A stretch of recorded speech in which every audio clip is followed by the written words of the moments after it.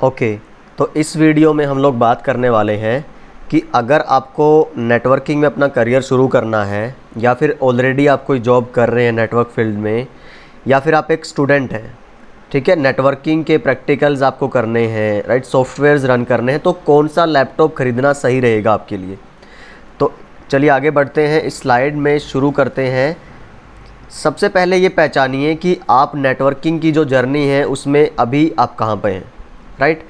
अगर आप एक स्टूडेंट हैं और लैपटॉप लेने की सोच रहे हैं, या फिर आप जॉब कर रहे हैं, या फिर आप CCNP के लिए प्रिपेयर कर रहे हैं, एक्सपर्ट लेवल के लिए CCIE, या फिर आपने जस्ट अभी स्टार्ट किया है CCNA करना, राइट।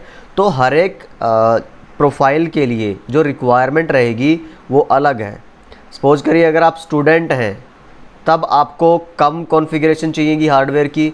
अगर आप CCIE कर रहे हैं तो आपको ज़्यादा चाहिए होगी। अब CCIE में भी अगर आप डाटा सेंटर वगैरह की लैब्स करना चाहते हैं तो ज़्यादा रैम चाहिए होगी। अगर आप सिर्फ राउटिंग एंड स्विचिंग करना चाहते हैं तो हार्डवेयर की कॉन्फ़िगरेशन आपको कम चाहिए होगी। तो यही सब बात हम करने वाले हैं इस वीडियो में। अगर आपको सिमुलेटर्स रन करने हैं लाइक पैकेट ट्रेसर, जो बिल्कुल सिंपल हैं, ये कोई एक्स्ट्रा स्पेस नहीं लेते हैं आपका, राइट। अगर आप जाएंगे, जैसे मैं अगर यहाँ पे ये पैकेट ट्रेसर रन करता हूँ, ठीक है, अभी आपको एक एग्जांपल दिखाता हूँ मैं इसका, और तब तक साथ में मैं एक GNS3 भी रन करके छोड़ देता हूँ। तब तक हम इस वीडियो को देखते हैं और मैं आपको एग्जाम्पल बताता हूँ कि क्या कहना चाहता हूँ, ठीक है। तो पैकेट ट्रेसर जैसे जो सॉफ्टवेयर्स हैं वो सिर्फ आपका उतना ही स्पेस लेंगे जितना नॉर्मल एक एप्लीकेशन को चाहिए है रैम पे। उसके अंदर आप कुछ मर्जी करते रहिए, राइट। लेकिन फिर आते हैं एमुलेटर, GNS3 है जैसे, GNS3 एक बार ओपन करेंगे रैम का स्पेस लेगा। अब GNS3 में अगर आप अंदर राउटर ऐड करते जाएंगे 2-3, तो रैम के अंदर हर एक राउटर अलग स्पेस और लेगा। आप समझ रहे हैं। तो रैम को यूज़ करते चले जाएंगे, GNS3 जैसे सॉफ्टवेयर हैवी होते चले जाते हैं।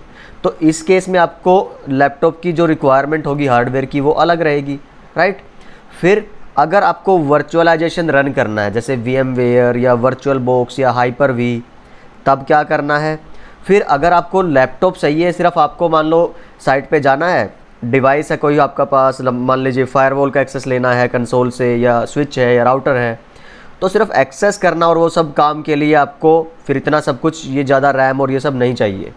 या फिर नॉर्मली आपको ऑफिस में बैठ के आउटलुक पे काम करना है, मेल्स के रिप्लाई करने हैं, आप सेल्स में हैं, मार्केटिंग में हैं, राइट, टेक्निकल सेल्स मार्केटिंग में, तब क्या रहता है। चलिए, अब क्या क्या चीज़ों का ध्यान आपको रखना चाहिए जब भी आप लैपटॉप ख़रीदो, सिर्फ नेटवर्किंग में ही नहीं, कभी भी। अब मान लो आपको PUBG खेलना है तो बॉस आपको ग्राफिक्स जो है वो बहुत हाई चाहिए, ठीक है। लेकिन अगर मान लो आपको वर्चुअलाइजेशन रन करना है, बहुत सारी मशीन्स, ये जैसे VMware है, इस पर अलग अलग मशीन्स आपको बनानी है, तो मैं इसका भी एग्जांपल आपको दिखा दूंगा। तब आपको CPU चाहिए बहुत स्ट्रॉन्ग, जो आपकी सेंट्रल प्रोसेसिंग यूनिट, मीन्स आपका प्रोसेसर जो है, राइट, ठीक है। तो उसके बाद आपको लुक चाहिए अच्छे वाली, मान लीजिए बहुत स्लीक लैपटॉप चाहिए, राइट। तो मैकबुक बुरा नहीं है, बट पैसे ज़्यादा लगते हैं ऑब्वियसली। या फिर आपको परफॉर्मेंस देखनी है, जैसे मान लीजिए आप एंट्री लेवल पे हैं, अभी स्टूडेंट हैं, CCNA शुरू करना चाहते हैं, तो आप डेल का, SR का कोई भी मर्जी लैपटॉप ले लो, 20-22 हज़ार रुपये में आ जाएगा। इवन एक कंपनी है, I think RDP, Indian based है, 10,000 की रेंज तक भी लैपटॉप बेच रही है। वो अच्छा खासा लैपटॉप है, आप एंट्री लेवल के लिए बिल्कुल आराम से इसको यूज़ कर सकते हैं, अफोर्ड कर सकते हैं, राइट। तो परफॉर्मेंस देखिए बेहतर है। देन आपका टाइप ऑफ पोर्ट्स, कोशिश कीजिए आपके लैपटॉप में USB पोर्ट्स रहें ज़्यादा से ज़्यादा, HDMI पोर्ट हो, 3.0 USB हो, राइट, और RJ45 का ईथरनेट का पोर्ट हो आपके पास वायर लगाने के लिए।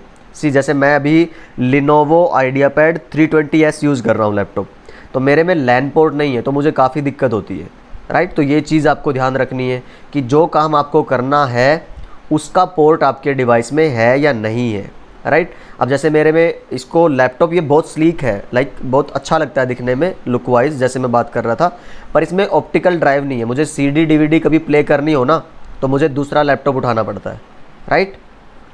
उसके बाद आपका जो ज़्यादातर काम है, आप क्लाउड बेस्ड काम करते हो या फिर आपको अपने लैपटॉप में ही डाटा स्टोर करना रहता है। अगर लैपटॉप पे डाटा स्टोर करने का काम ज़्यादा है आपका, तो आपको हार्ड ड्राइव का स्पेस लेना चाहिए ज़्यादा, 1 TB 2 TB लाइक दैट। और उसके अंदर भी अगर मान लो आपको VM और ये सब पे ज़्यादा वर्चुअलाइजेशन पे ज़्यादा काम करना है, और तो मैं आपको प्रेफर करूँगा कि आप SSD लीजिए, राइट। ज़्यादा वर्चुअलाइजेशन है, जैसे आपको GNS का ही मान लो, उसमें VM चलती हैं वर्चुअल पे, राइट। और ऐसे ही जो आगे दूसरे इमुलेशन है EVE-NG वगैरह, उन पे भी वर्चुअल पे ही चलती हैं सारी की सारी मशीन, तो आप SSD प्रेफर करिए, राइट। देन आपका ऑपरेटिंग सिस्टम कैसा होना चाहिए। अब जैसे हम कॉलेज में थे तो हमने लाइनक्स की मशीन खरीदी थी, क्योंकि ऑब्वियसली वो फ्री था, ठीक है, तो कोई पैसा एक्स्ट्रा नहीं लग रहा था।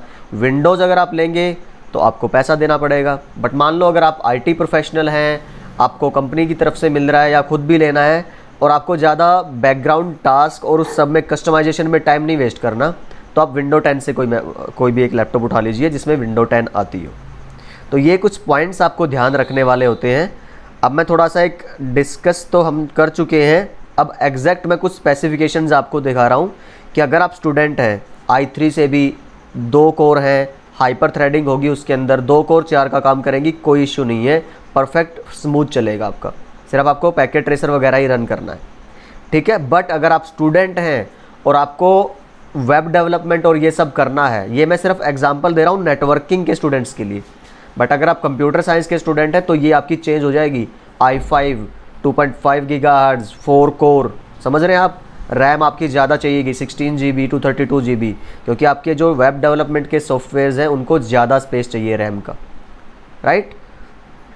चलिए, उसके बाद OS मेरा जो प्रेफर्ड है वो लाइनक्स है, सस्ता पड़ेगा, आपको एक नई टेक्नोलॉजी सीखने को भी मिलेगी। अब अगर आप CCNA स्टार्ट करना चाह रहे हैं, i3 से भी काम चलेगा, दौड़ेगा, कोई इशू नहीं है, रैम कोई ज़्यादा ज़रूरत नहीं है आपको, DDR3 भी होगी तब भी चलेगा आपका, फ़ाइन। फिर अगर आपको एडवांस लेवल पे जाना है, मान लो आपने CCNA कर लिया, आप जॉब स्टार्ट कर चुके हैं, उसके बाद आप अगला सर्टिफिकेशन करना चाहते हैं CCNP, तो यहाँ पे देखिए आपको रैम ज़्यादा चाहिए होगी, ठीक है। प्रोसेसर आपका जो CPU है वो सॉलिड चाहिए होगा, राइट। तो ये है CCNP के लिए। देन आप CCIE के लिए भी अलग अलग जो आपके सर्टिफिकेशन के पाथ्स हैं, जैसे आपको राउटिंग एंड स्विचिंग से करना है या डाटा सेंटर से करना है, तो रैम की रिक्वायरमेंट, SSD की रिक्वायरमेंट चेंज होती जाएगी, ठीक है। तो जैसे i5 काफ़ी है अगर आपको राउटिंग एंड स्विचिंग वगैरह करना है, बट i7 रिकमेंडेड है अगर आप डाटा सेंटर सर्टिफिकेशन करते हैं तो मतलब ये हुआ, जहाँ पे आपका CPU का ज़्यादा काम हो वहाँ पे आप i7 प्रेफर कीजिए, जहाँ पे रैम का ज़्यादा काम हो वहाँ पे आप DDR4 और ज़्यादा रैम प्रेफर कीजिए, और जहाँ पे VMs का, डाटा स्टोरेज का ज़्यादा बात चलती हो, ज़्यादा काम आपका रहता हो, वहाँ पे आप SSD प्रेफर कीजिए, ज़्यादा स्टोरेज वाली, ठीक है। महंगा पड़ेगा थोड़ा सा, पर लेकिन आपको वन टाइम इन्वेस्टमेंट है। और अगर आप थोड़ा ये है कि हाँ बॉस मैं थोड़ा सा स्लो में काम चला लूँगा, तो आप SSD मत लीजिए, आप हार्ड ड्राइव SATA भी ले सकते हैं, राइट। उससे काफ़ी सस्ता पड़ेगा आपको, थोड़ा सा बस ये है कि पेशेंट रहना पड़ेगा, थोड़ा टाइम प्रोसेसिंग में उसमें ज़्यादा लगता है, SSD फास्ट है बहुत। तो अगर आप एडमिनिस्ट्रेटर हैं तो आपको कुछ ज़्यादा वो काम नहीं करने हैं नेटवर्क और उस सब के, आपको मैनेजमेंट पे ज़्यादा फोकस करना रहता है। So this is for you, okay. तो चलिए अब मैं आपको एक वो रियल जो एग्ज़ाम्पल दिखा रहा था कि सपोज़ ये सिर्फ पैकेट ट्रेसर है, राइट। मैं अगर आपको कंट्रोल शिफ्ट एस्केप दबाते हो आप, तो ये एक टास्क मैनेजर हमारा सामने आता है।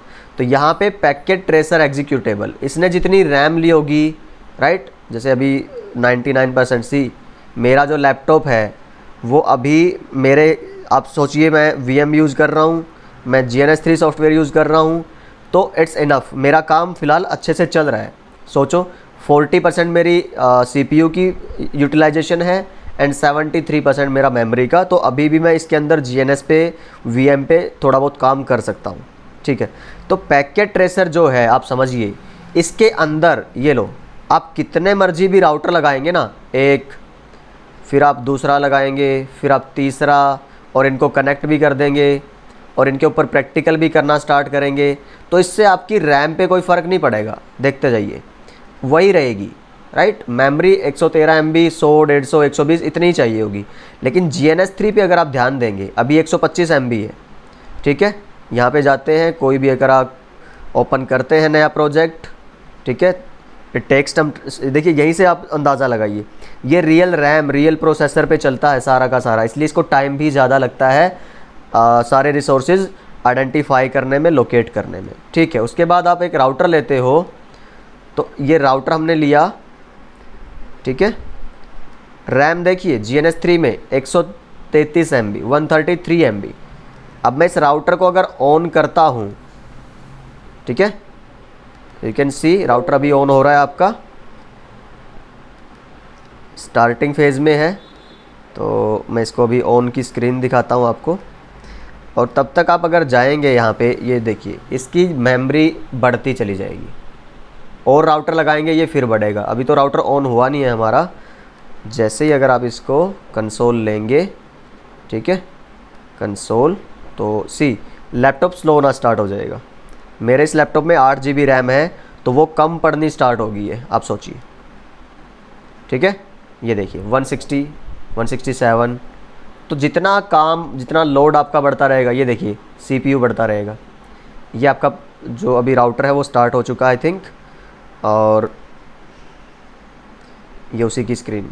तो आप देख सकते हैं कि मेरा लैपटॉप स्ट्रगल कर रहा है, नॉट रिस्पॉन्डिंग आ गया है ना, ये देखिए, राइट।